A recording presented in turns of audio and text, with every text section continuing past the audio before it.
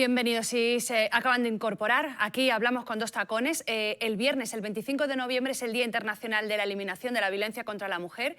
Se va a hacer un homenaje a las víctimas por la mañana, a las 11 de la mañana. Por la tarde estamos convocadas a una manifestación por las calles del centro que va a partir a las 7:30, ¿no? Leticia, Sí, tú que estás en el comité organizador, que nos ha quedado muy claro, desde las 7:30 de la tarde desde la Plaza de la Merced. Sí. El lema de este año es dale puerta a la mínima, algo así, te lo voy a decir para que no... El del ayuntamiento. El del ayuntamiento, dale puerta ante el primer gesto de violencia, corta. Para vosotras, ¿cuál es el primer síntoma, el primer gesto de violencia que cortaríais una relación? ¿Cuál? Pues yo particularmente creo que empieza por... a mí me ha llamado la atención lo que antes decía Leticia de la violencia, de un estudio que habían hecho sobre la violencia en redes sociales. A mí me parece que la primera violencia se manifiesta ahora, por lo menos en la gente joven, lo que yo he visto. Y pero de lo que a tengo ti, conocimiento... Esther, vamos a ponernos todas. Vale. Vamos, A mí. ti. El Tu primer marido... gesto de violencia es una opinión que pretenda modificar mi conducta y mi voluntad. Por ejemplo, esa falda me parece muy corta, no la lleves conmigo. O, por ejemplo, ahí mira, mejor vienes conmigo hoy y vas dejando a tu amiga. Es decir, intentos de aislamiento e intentos de dominar tu voluntad o tu capacidad de decisión. Para mí eso ya es un síntoma... Ante el que te revelas, ¿no? Te revelas porque al final vas entrando en un círculo del que creo que no eres capaz de saber que estás dentro de ese círculo y del que difícilmente puedes salir, porque cuando te das cuenta ya no puedes salir. Noelia, ¿en tu caso? Yo, en mi caso, la más mínima falta de respeto, tanto verbal como física. O sea, una mala palabra, un mal gesto, cualquier cosa que crea que me está faltando el respeto. No se lo toleraría ni a mi pareja ni a nadie, evidentemente, pero a mi pareja sería el decir por aquí, desde luego no, porque el que tiene un mal gesto en cuanto a falta de respeto no va a ir a menos, va a ir a más. Gemma, en tu caso, ¿qué dices?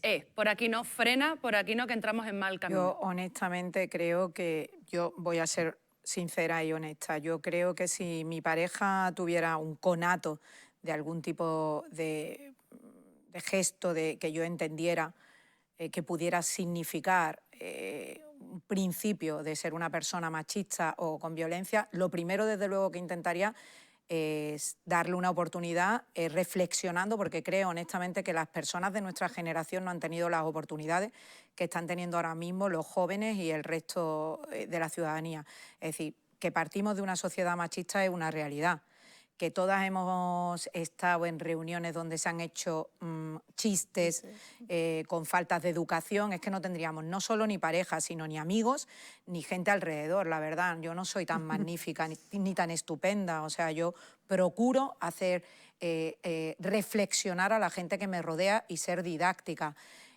¿Cuándo pondría el límite? Hombre, pondría el límite cuando yo tuviera claro que por mucho que he intentado que mi pareja entendiera que por ahí no, pues vería que no tenía, entonces le diría, fuera.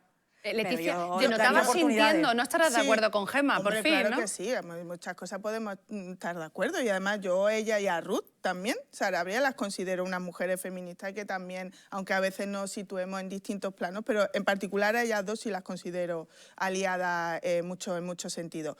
Yo en relación a lo que comentáis, con los años he aprendido a detectar mejor cuando me hacen luz de gas. Es decir, cuando es muy sibilina la situación. Yo creo que ante una falta de elevarte la voz y tal, yo creo que todas estamos ya como muy alerta. Pero en la pirámide de la violencia, una de las cosas que yo he aprendido con los años es que efectivamente la base en la que te empiezan pues eso, a aislarte, a comentarte, a controlar los círculos en los que participas con los amigos, las amigas con las que vas, las actividades deportivas que realizas. O sea, un poco, pero ahora te vas a poner a correr una media maratón, no sé, cosas así, ¿no? Ahí ya vas detectando esa luz de gas. Y con los años he aprendido a estar mucho más alerta ante eso, porque obviamente ni una falta de respeto ni nada, en fin, coge la puerta y vete, ¿sabes? En la manifestación que va a haber el viernes, Leticia, ¿están invitadas todas las mujeres? y todos los hombres. Los Sí, hombres claro. pueden ir. Al De alcalde, hecho, si va este año, no va a pasar como aquella vez que se le Ya abucheó. no, sí, bueno, entiendo, además no estuvimos muy de acuerdo con todo lo que pasó. Hay que entender, como decía antes, que en el movimiento feminista y en la articulación nuestra hay mucha diversidad de mujeres. Las que generaron esa distorsión nada tenía que ver con las que formamos parte, no somos antisistema, no somos, en fin, estamos precisamente en el sistema para cambiarlo de dentro. Lo que es una norma y una regla general es que la pancarta de Plataforma Violencia Cero no van representantes políticos. Los políticos tienen que asumir un segundo papel y por eso van detrás. Yo espero que obviamente no se genere ningún tipo de distorsión porque al final el mensaje se diluye. Ahora el problema principal era, pues en fin, lo que se generó con Paco de la Torre en vez de hablar de la agenda, ¿no? Que es lo que nos importa. Y obviamente cada año hay más chicos, cada vez hay más gente joven y eso pues nos llama pues, poderosamente la atención, pero nos agrada porque de verdad yo he estado en muchos 8M y 25N que éramos 4 gatas. ¿Tenía la sensación de que esas manifestaciones tienen un color político? En tu caso, por ejemplo, Noelia. ¿Te sientes cómoda si vas a ir el viernes Sí, a yo manifestarte? suelo ir. Lo que pasa que no debería tener un color político, pero sí que es cierto que algún partido político intenta apropiarse del tema feminista. Y yo, que soy liberal, creo que el feminismo cada uno lo tiene que vivir con libertad y que sin que me digan que bueno, pues hay gente que desdobla el lenguaje y que le parece que ser feminista es decir todas y todos. Y yo, para mí, el feminismo, por supuesto, es intentar alcanzar todas las cuotas de igualdad y yo soy muy pragmática y la igualdad se alcanza con presupuestos, con dineros reales, con oportunidad, con la corresponsabilidad en el cuidado, tanto de ascendientes como descendientes, y con efectivamente propuestas pues de una red de guarderías adecuada y con una serie de, bueno, pues de mecanismos, no con el todas y todos y todes y tudis. Entonces yo quiero que me dejen vivir el feminismo como yo quiero sin que nadie me reprenda o me tenga que decir qué feminismo es el que tengo que practicar. Yo estoy completamente de acuerdo en eso, la verdad, porque de hecho, si me voy a la conversación anterior, yo soy mujer, soy madre, soy profesional, tengo 3 hijos, soy profesional, ama de casa, todo a la vez, y lo digo a boca llena, y esa es mi forma de vivir el ser mujer.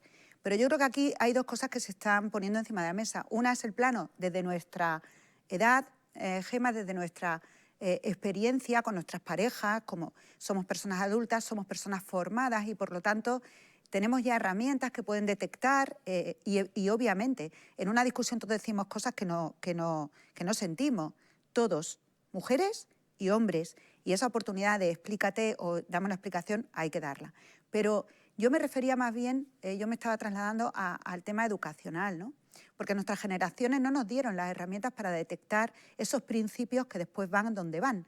Pero no solamente para las chicas, sino para los chicos también, cuidado, que hay mucha violencia también sobre niños y mucho abuso de niños, de otras niñas que abusan de su superioridad o su sobreprotección muchas veces en ese sentido. Y no quiero que se me malinterprete, quiero decir que hay que trabajar en la igualdad, pero desde siempre.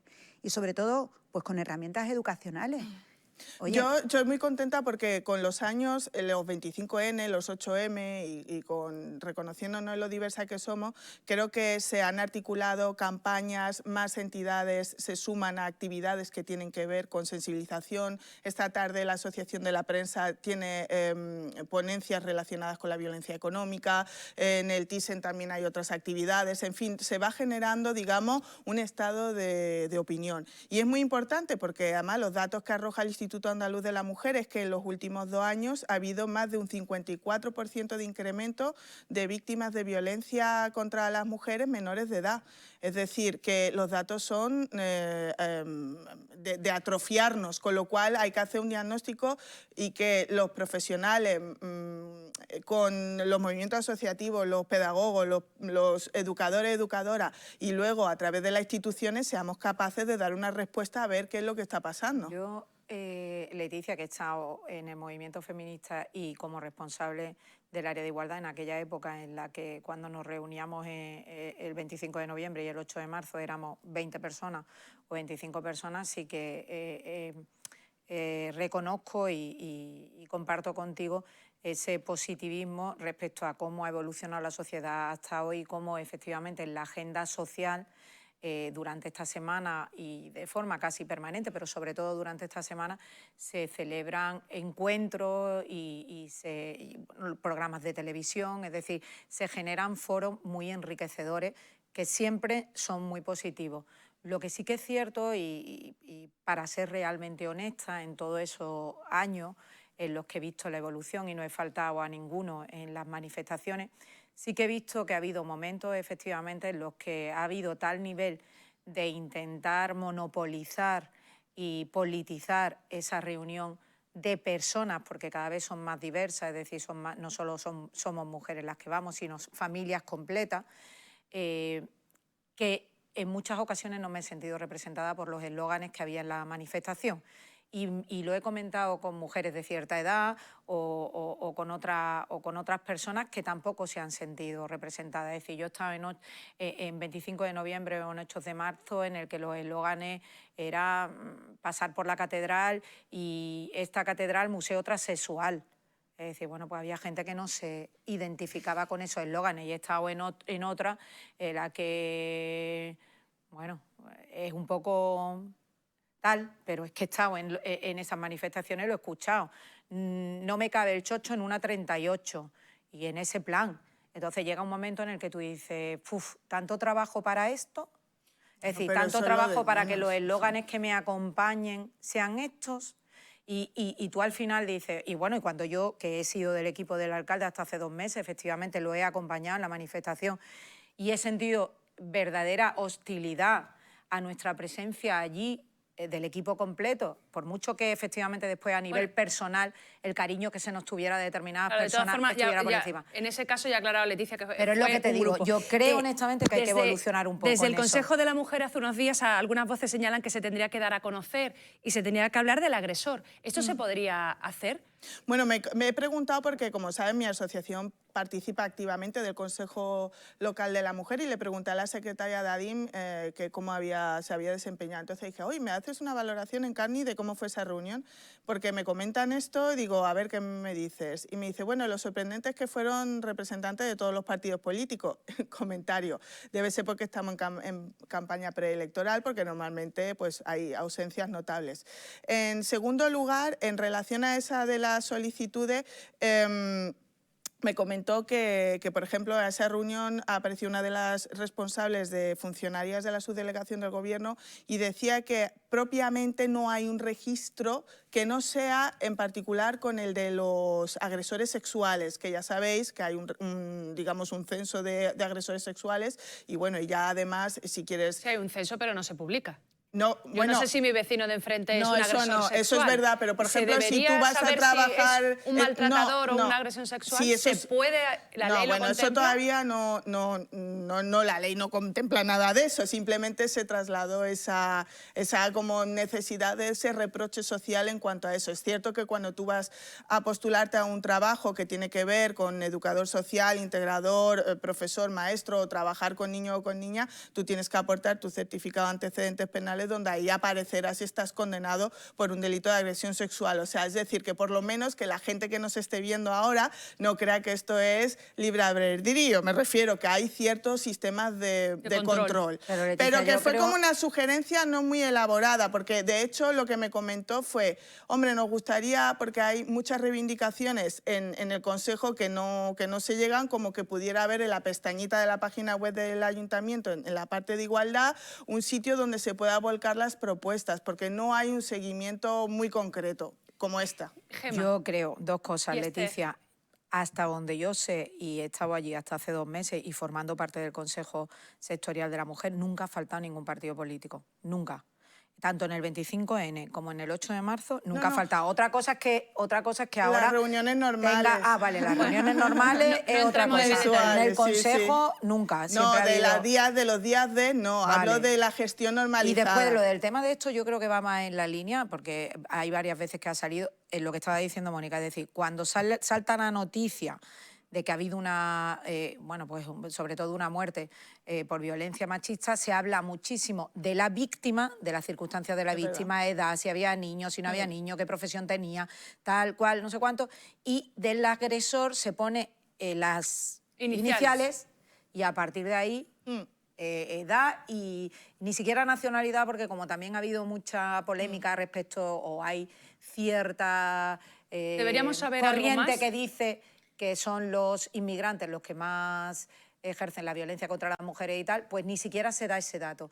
Eso es lo que yo creo que se está reclamando desde el Consejo de la Mujer, es decir, reflexionar sobre eso en una fase inicial, efectivamente, es de reflexión. Creo, vamos a ver, eso. yo hasta donde llego, y sin haber profundizado mucho en el tema jurídicamente hablando, estrictamente jurídicamente hablando, yo creo que el tema de la protección de datos y, por supuesto, el tema de la protección jurídica también al delincuente, al agresor sexual en este caso, impide que se publique su nombre, o sea, y impide que se identifique. Otra cosa es que, como bien se está planteando aquí, se ahonde más en el conocimiento del agresor, de forma que podamos conocer y haya un seguimiento de antecedentes, de dónde está, de dónde no está y de qué movimientos hace. Es decir, yo creo que lo que hay que hacer es un trabajo de fiscalidad o de seguimiento o de vigilancia a ese agresor si es que está identificado, más que publicitar su nombre. Por ejemplo, tú ponías el ejemplo en la entrada del Brevemente, programa. Esther, que vamos a hablar del Nada, puerto. muy rápido.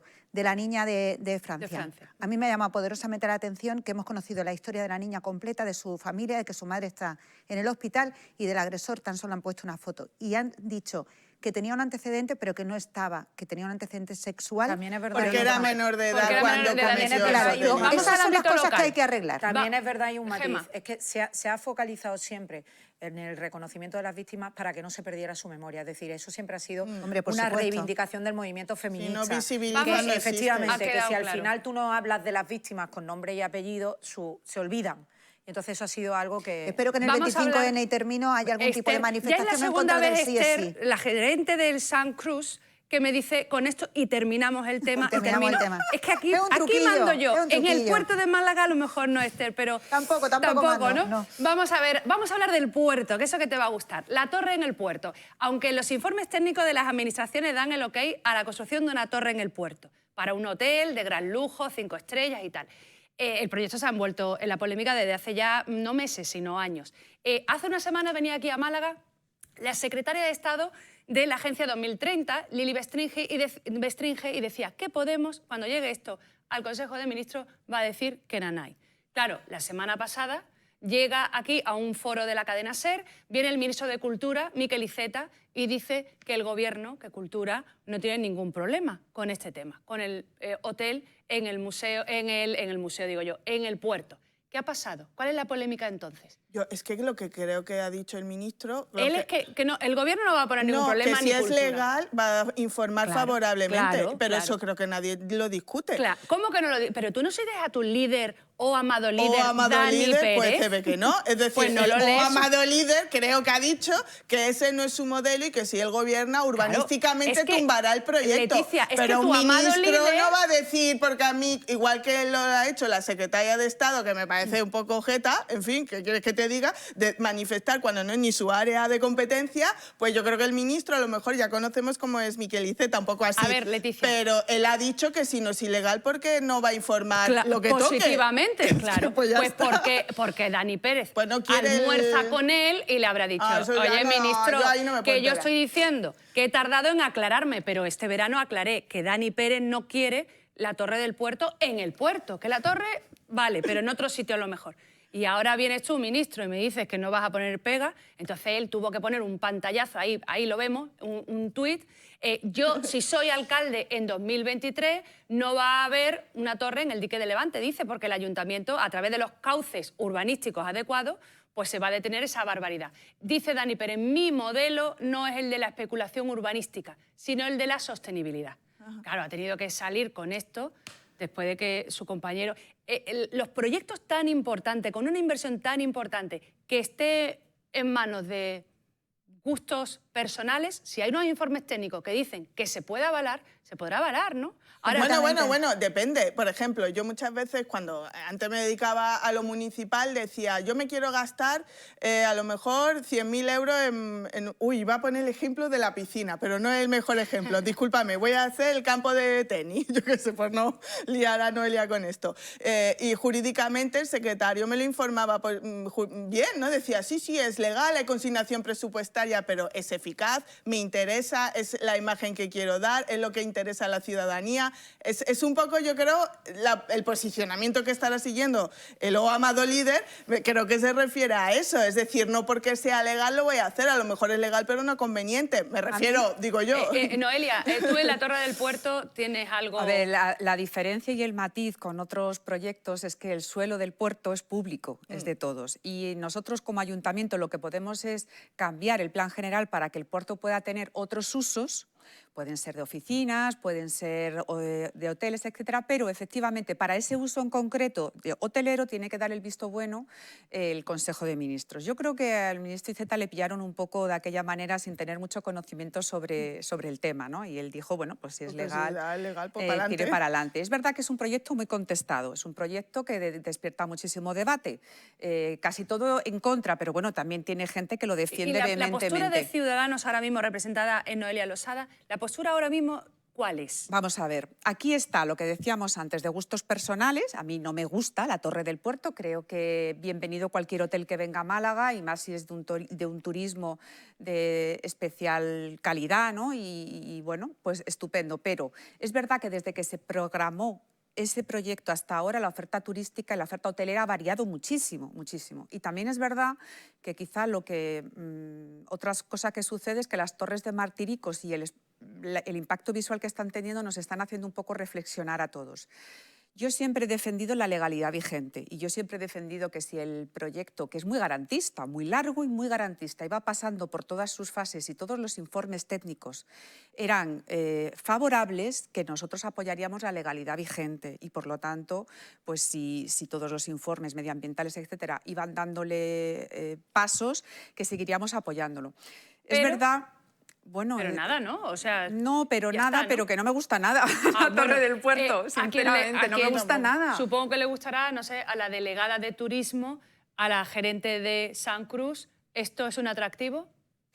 A mí me parece que indudablemente es un atractivo, pero más allá de consideraciones y de gustos personales, yo creo que aquí hay muy clara una cosa. Primero, el suelo es de dominio público portuario, eso para empezar a hablar. En segundo lugar, el suelo no se cede gratuitamente.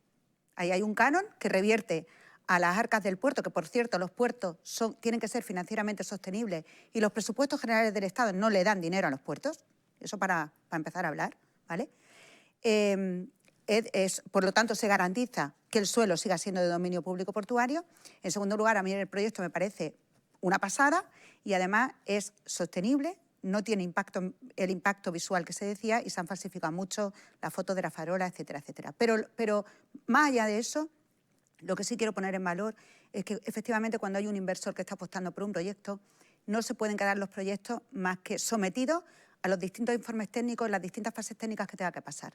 Lo que no puede ser es que si yo vengo lo quito, si yo vengo lo pongo, si yo vengo lo quito, porque entonces no estamos dando garantía, estamos dando un mensaje de inseguridad que me parece que no es bueno. Claro. Delegada, brevemente que quiero aclarar una cosa que pasó la semana pasada sobre los contenedores de basura y quiero aclarar. Vale, yo voy a decir solamente una cosa, estoy de acuerdo con lo que ha dicho Esther. Lo único que quiero decir es que si en esta ciudad nos hubiéramos agarrado a proyectos que han sido públicamente contestados y la mayoría de los casos o de las veces siempre por los mismos o por el mismo grupo de ciudadanos que normalmente no está de acuerdo en nada y en nada de lo que haga en concreto el Partido Popular o quien lo impulse, pues por ejemplo no tendríamos Calle Lario. Es decir, eso lo dijo un periodista hace poco tiempo cuando se decía, oye, si el Partido Popular no tiene miedo sobre la cuestión del apoyo ciudadano a la Torre del Puerto, ¿por qué no hace un referéndum? Y así sale de duda. Si hubiéramos hecho un referéndum para la calle Lario, hoy en día no tendríamos calle Lario. Y hoy en día es un proyecto que es incontestable y que ha cambiado la ciudad para mejor y nadie se lo cuestiona. Pues esto es exactamente igual. Yo creo que aquí lo fundamental es que demos garantía jurídica de que los proyectos que se pueden hacer en la ciudad y son legales puedan seguir hacia adelante. No podemos, lo que pasa es que igual en fin, si Dani Pérez gana las elecciones y no cree en las alturas o no cree en ese proyecto, también lo puede parar con los cauces que haya, que pueda poner delante del ayuntamiento, ¿no? Los cauces. Sí, claro. Yo es que creo que ese proyecto lo está impulsando el puerto, no lo está impulsando el Ayuntamiento de Málaga. Es que lo ha explicado Esther, es que el puerto es terreno, o sea, el espacio es terreno. Pero el Ayuntamiento tiene muchísimo que decir. Claro, el Ayuntamiento tiene mucho que desde un decir punto de vista legalmente. técnico. Bueno, técnicamente informar el proyecto. De terminar el programa, que la semana pasada la concejala socialista aquí presente, María del Carmen Sánchez, aseguraba que los comerciantes de Cruz de Humilladero tenían que pagar parte de las luces de Navidad, y la concejala del distrito, que estaba aquí también, Teresa Porras, lo negaba. Bueno, pues por aclararlo, que hemos hablado con la presidenta de los comerciantes de Cruz de Humilladero y que no, que los comerciantes no ponen un duro para luces de Navidad en ese distrito, parece que en ningún otro, pero desde luego en ese con el que hemos hablado, y por aclararlo. Y en esa línea de aclarar cosas, vamos a ver el enfrentamiento reporteril a pie de contenedor de basura que han mantenido dos concejalas, una de la oposición, la otra del equipo de gobierno, la responsable del Limasan, Teresa Porras. Primero vamos a escuchar a la socialista a la socialista Begoña Medina, asegurando que los nuevos contenedores son un chasco, vamos, una improvisación. Vamos a ver su crónica. Nos encontramos en la avenida Imperio Argentina, en el distrito de Carretera de Cádiz, donde hace unos días el equipo de gobierno presentó estos nuevos contenedores que nos ha costado la cifra de 6,8 millones de euros a este ayuntamiento, donde se han instalado un número de contenedores que en total van a ser 12.600. Vale, pues ahí explica Begoña Medina pues que no hemos gastado un dineral y que no caben las bolsas de basura por la boca. Y no se puede levantar, por lo tanto, que hay, como vemos en las imágenes, no bolsas de basura, hay sacos de Papá Noel ahí en la calle. Claro, porque no entraba. Y esa era la crítica. La respuesta, al día siguiente, otra crónica periodística, en este caso, de Teresa Porras. Esta es la apertura donde no toca el contenedor de ninguna forma, y si usted trae una bolsa un poco más grande puede levantar perfectamente la tapa y tirar el tamaño que tenga de bolsa de basura. Por parte del Ayuntamiento se ha hecho un gran esfuerzo en bueno, pues ahí explica Teresa Porras. Vamos a ver, Noelia o Leticia o quien quiera, ¿esto es una torpeza de Begoña Medina que no se dio cuenta que se levantaba la tapadera del cubo, o esto es intencionado? Porque si esta es la forma de hacer oposición, bueno, yo creo que ha sido un error. Que yo he estado un rato también en esa zona intentando levantar los de envase, que los de envase se abren por atrás. O sea que eso yo también lo intenté error, el jueves pasado y me puse a mirar, y salvo el de orgánico, los demás no los conseguí abrir. Yo esta mañana he hablado con un conductor de Limasa, porque ya sabes que formo parte del equipo jurídico de un sindicato de Limasa, de Unión de Trabajadores de Limasa, y le preguntaba, vamos a ver, Carlos, cuéntame esto de los cubos de basura. Me dice, mira, desde el punto de vista del operario, y me dice, los cubos a priori están bien. El problema es que solo hay 10 camiones con carga lateral que puedan cargar esos cubos. ¿Cuál es el problema también que vemos a la hora de la recogida? No hay pedal, han cambiado el sistema, y antes había incluso otros que eran de asidero, y al final los tenías que dejar abiertos porque la gente no toca el cubo de la basura. Es que se nos va el tiempo. Bueno, y que nos falta una campaña de sensibilización para aprender. Para aprender y para usarlo. Tú estás hablando de los problemas de recogida. Es que mira la hora si Begoña se hubiera centrado en eso, a lo mejor hubiera triunfado en su crítica. Begoña se ha centrado en un problema que no tiene ningún sentido. Entonces, no ha hecho ninguna oposición. Pero, ¿y qué os parece? Bueno, ya preguntaré por la crónica de Teresa Porras. La veo muy tensa. Teresa, las crónicas tienen que ser yo la he visto muy suelta, maravillosa, claro, de tu partido. No. ¿Habéis estado cómodas? Yo la he visto bastante suelta. ¿Habéis estado cómodas? Sí, claro que sí. ¿Habéis hablado con libertad? Sí. Señoras y señores, que escuchamos los argumentos de cada una de las invitadas, y ya cada uno en casa que se forme su propia opinión. Nos encontramos en 7 días aquí en Canal Málaga, desde donde hablamos con dos tacones.